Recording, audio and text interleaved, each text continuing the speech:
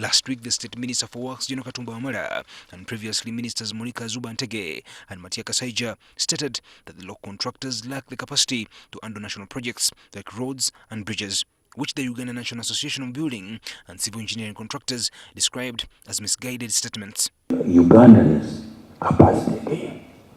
Capacity in terms of this, capacity in terms of equipment.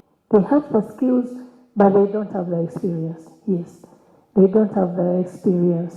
Now, in an effort to show their capacity, civil engineering companies have conducted a media tour of their ongoing works as subcontractors.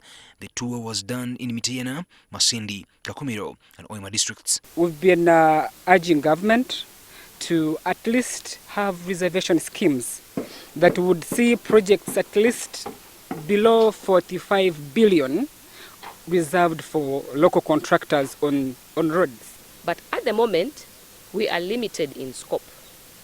We are given the nature of work which is tedious. Blasting rock. You spend 2 weeks you're blasting rock. You spend 2 weeks treating a swamp.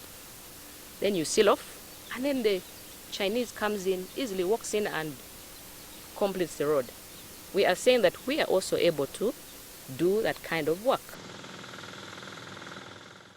This group of engineers have continued with their call to government to give them space and opportunities to work as their own way to prove their capacity as local contractors. We need them to have trust. We need the public to have trust. We need government and other stakeholders to have trust in us, the local contractors.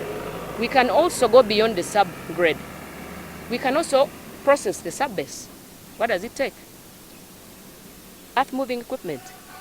We can also go ahead and process the base. It is crushed rock base. Local contractors have the capacity, especially Abubeka Technical Services. I'm speaking on behalf of Abubeka Technical Services. On some sites, we found trainee engineering students who expressed concern of lack of space in the international construction companies for fresh engineers from university, which they say is slowly killing the sector. It's very hard to find such an opportunity with an international company. They need well-known experts. Most of them, they come with the experts from abroad. Actually, most of them are not even experts, but they come in the face of experts and they don't know what they're doing. And once they get the project, and then they subcontract to you, the Ugandan, and you do the work.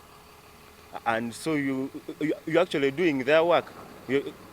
On their behalf, you're doing work on their behalf. There's no international company that can come on and say that you really have the skills that can take you on. But our local contractors have that sense that we have to build our students. So they provide graduate training programs. Like me, I joined on the graduate training programs, but there is nothing I can no longer execute here. I've learned a lot, but I wouldn't have gotten this chance if at all I had joined an international company. Another issue raised by the local contractors is the banking sector's lack of trust in local contractors. Local engineers still insist that the continued preference by government for international contractors and failure to give national providers protection will completely destroy the national providers, which will have grave consequences for Uganda's economy. Ivan Chimuchigozi, NTV.